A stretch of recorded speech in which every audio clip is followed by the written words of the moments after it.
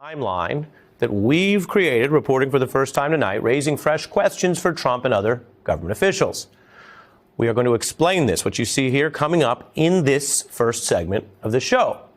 A timeline that actually will make more sense, we think, when you recall the facts, how Epstein first presented as an elite, wealthy person with ties to other important people, but then his whole facade showed sudden cracks when local police investigated a report of Epstein molesting a 14-year-old, leading to government plans to charge him, which were then watered down into a lesser charge under a secret deal with a Republican appointee, Alex Acosta.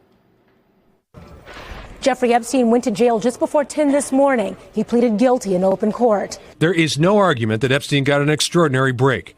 A backroom deal, some have described it. What was so important to the government that sex crimes described in this agreement were treated so lightly? Because of apparently some very high-powered attorneys, they've treated Mr. Epstein much differently.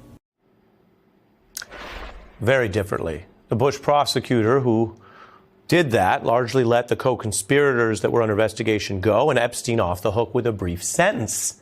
That prosecutor, later promoted by Trump, we'll get to that. But the evasion of accountability there, under public pressure, was a problem. And so as the pressure built, later, career prosecutors in DOJ, one of whom who was later fired by Trump, then brought the case during Trump's first term, which changed everything. And then we had Epstein suddenly dying in federal custody. NBC News has learned that disgraced financier Jeffrey Epstein is dead. His body in that van you see there, seen heading for the medical examiner's office. Found dead by apparent suicide in his jail cell. Jeffrey Epstein's attorneys questioning whether his death was a suicide. Whatever happened with Jeffrey Epstein in prison back in mid-July still has not been fully explained. That death has spurred more questions and theories than just about anything in this case. And many of the questions are valid. The Trump DOJ was in charge. Everyone knew Epstein was a notorious high-profile defendant, and yet he died. The Trump DOJ prison, their system there, lost the key video footage of Epstein's cell door. It's never been recovered. They also oversaw other blatant failures, compounded by more secrecy from the top, all the way up to Trump. And then Trump AG Barr told everyone to take his word that Epstein had just killed himself. That didn't silence the questions that built as years went on, and Trump campaigned for his second term, basically running against his own Epstein secrecy in his first term. AG Barr's successor vowed to fix the Trump DOJ's own past secrecy. Would you declassify the Epstein files?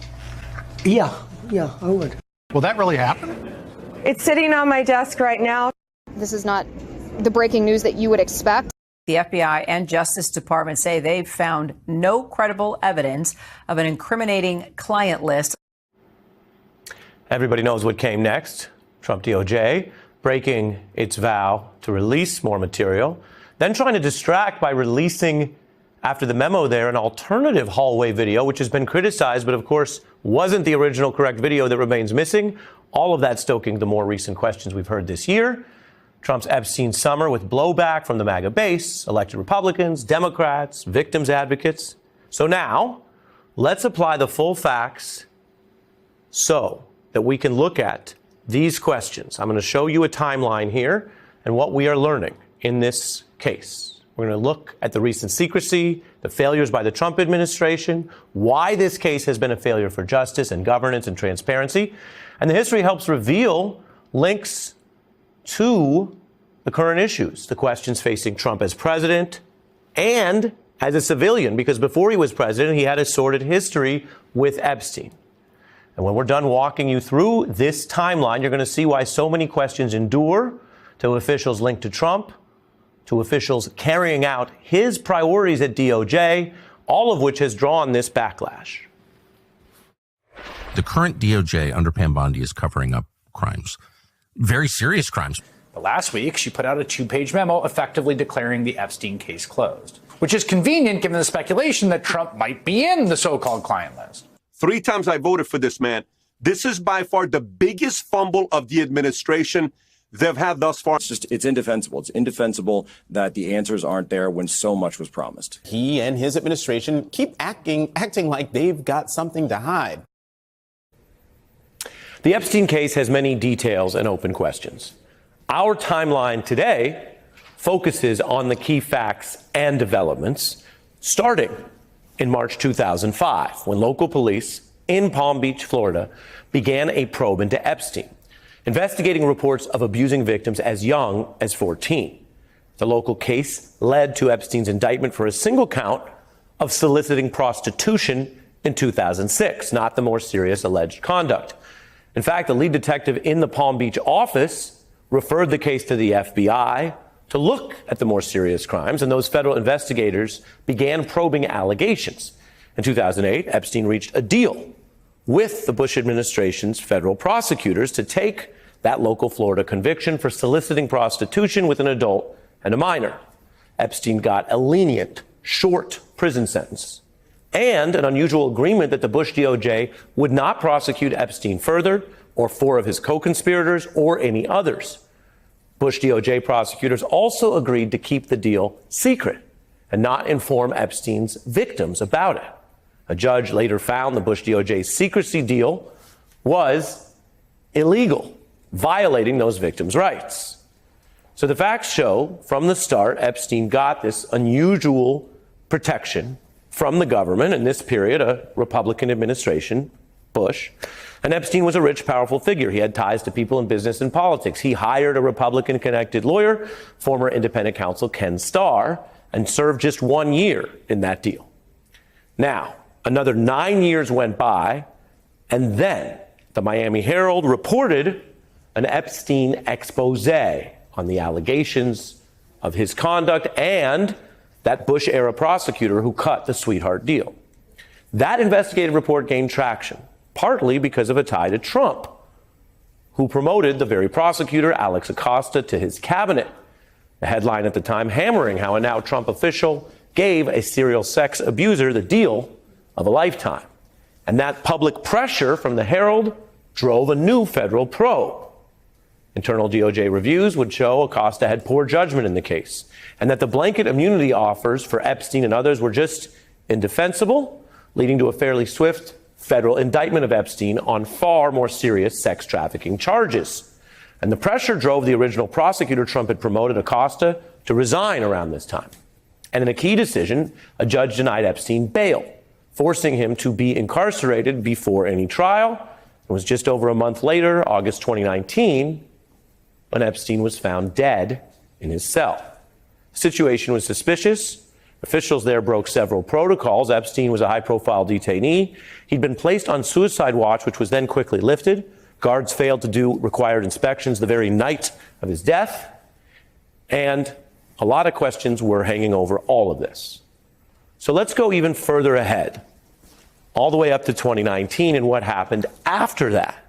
Because key videos went missing. Trump Attorney General Barr even admitting the prison made mistakes then, but claiming that he personally reviewed prison video which showed no one entering the cell. And with Epstein dead, prosecutors turned to a co-conspirator who might have benefited from that original Florida case being shut down, what I told you about. They went ahead and indicted Ghislaine Maxwell for helping Epstein's sex trafficking, a case brought by a career prosecutor, Maureen Comey, daughter of former FBI Director Comey. And her work continued on when the Biden administration took over. She won Maxwell's conviction and this 20-year prison sentence. Then, during the 2024 campaign, the questions and theories about Epstein's crimes and special treatment were heating up on the right. It was a problem for Trump, given that he promoted the original prosecutor, that he oversaw the DOJ, which failed to answer questions or have transparency about whatever happened in that prison cell. So Trump tried to go on offense, vowing to declassify and release Epstein's files.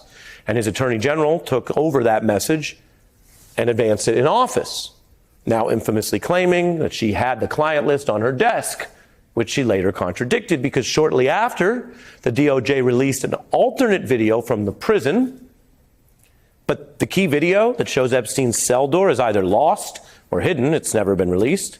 And Bondi released the now infamous memo that said they wouldn't provide any other Epstein documents. So Bondi went from saying there was a client list to there wasn't. She was lying then or lying now. The DOJ memo then said there was no other Epstein info that was going to be released, which ignited that firestorm of criticism we all lived through. And given the broken vows, that couldn't hold. Trump soon contradicted his own DOJ's memo and saying he would try to get grand jury material released, but those are limited transcripts. A lot of the big Epstein information is in the Trump DOJ. They could release it anytime. One judge has denied this.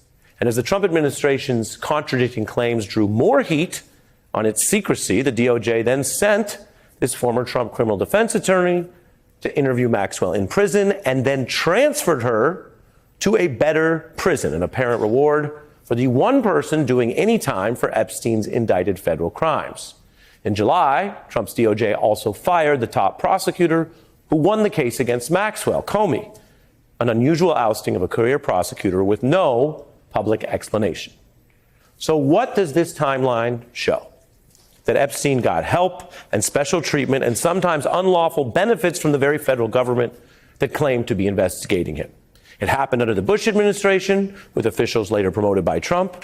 The Trump DOJ only picked up the case in the first term after journalists reported those revelations. Epstein's unusual death met with total secrecy by the first Trump term, and the prosecutor who busted Epstein's co-conspirator ousted in the second term, while Trump and other officials made false, sometimes knowingly false statements about this public history. This is a damning account of President Trump's approach to this case in government. Now, this is a serious governing problem for President Trump and the DOJ and obviously the impacted victims. Even if we learn nothing else about this, it's an open scandal for this administration.